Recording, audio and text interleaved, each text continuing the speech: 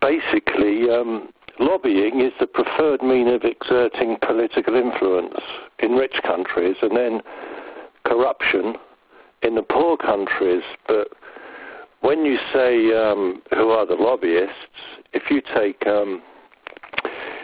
the Prime Minister David Cameron's former spin doctor, he heads the list of 19 Tory MPs who have been lobbyists. So, you know, there's a connection here, and here you can see how they basically all work together.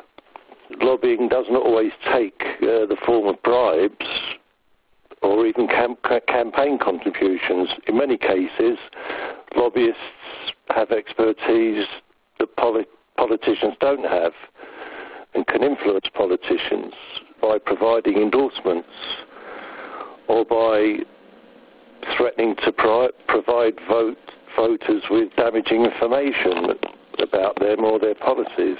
You know, you have to understand there's very senior politicians in government who are controlled because of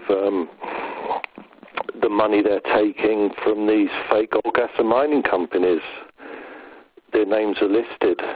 There's forensic evidence that exposes all this. I am an eyewitness to only a fraction. And these companies have been extracting the assets of the UK Treasury into offshore accounts, into the Channel Islands, the Falkland Islands, Panama, all across the world. And that's where that's what's been happening to the tax money of the UK taxpayers. You know, you have to understand that most of these MPs are promoted because there is evidence of them of corruption, and in a lot of cases, we've heard of accusations of paedophilia. So when you have this sort of information on politicians, you've got them in the palm of your hand. You control them. That's what's happening with British politics as we speak. Well, I think the most important thing out of all of this is you've got the biggest fraud in UK history, and the public do not know a thing about it because of the controlled media in the UK.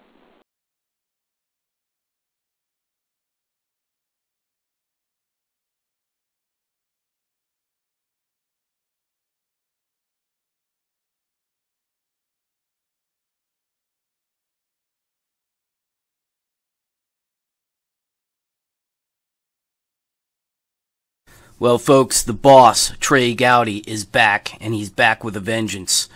He holds back tears in this clip that's circulating YouTube right now, speaking about child exploitation and child sexual abuse.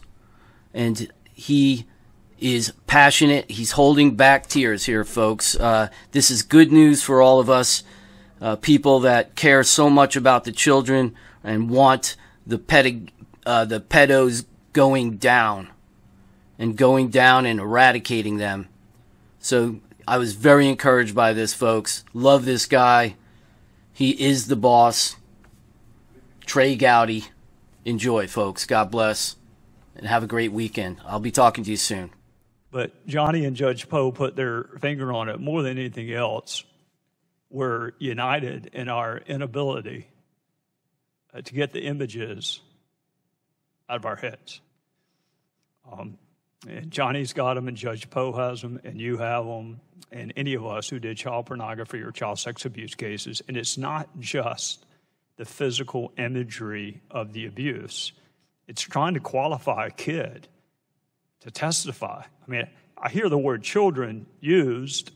We refer to them as juveniles, not children. There's no children's court in South Carolina. There's a juvenile court. If you're a child and you don't know the difference between right and wrong, you're not going to be prosecuted, but you're also not going to be able to testify. So trying to get a 4 or 5 or 6-year-old kid qualified to testify in his or her own abuse case That's the image that I'm sure you still, as well as a defense attorney positioning himself or herself so that child has to look at the perpetrator while he or she is telling what happened to him. So I go last because I want to encourage my colleagues to come, and they were great today in their participation, but I also want to kind of close up any loose ends. When I hear the term children, there is no children's court in South Carolina. There's a juvenile court, and it is for those under the age of 16. And there is a judge. So not only do you have to have a conviction, you have to have a judge exercise his or her discretion to put that person on a registry. And you put your finger on it. A registry is a notification document. The public is hereby notified that this happened. Mr. Sheehan, if there is an 8-year-old, as Ms. Pittman says there is, if there is an 8-year-old that is on the sex offender registry for life, that 8-year-old needs a new lawyer, not a new law. They need a new lawyer. I'd be curious if the marshals found any 8-year-olds that are on the sex offender registry for life. And I would love a list of all 8-year-olds who are on the sex offender registry for life. Because they need a new lawyer, or else it's the most egregious fact pattern an 8-year-old has ever committed. Detective Beaver, I said you and I would come back to this. This is what I want you to do for me.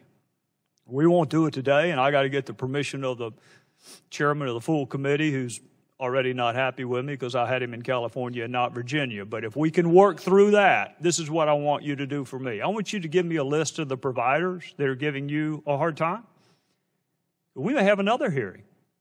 We may let them come and publicly explain why they are having a hard time complying with law enforcement in child exploitation and child abuse cases. My guess is that would be a very tough public explanation for them.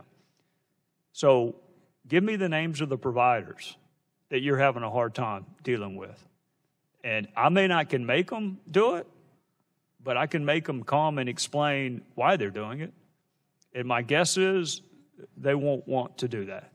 Their customers, 99.9% of their customers would expect them to work with you, not to thwart you,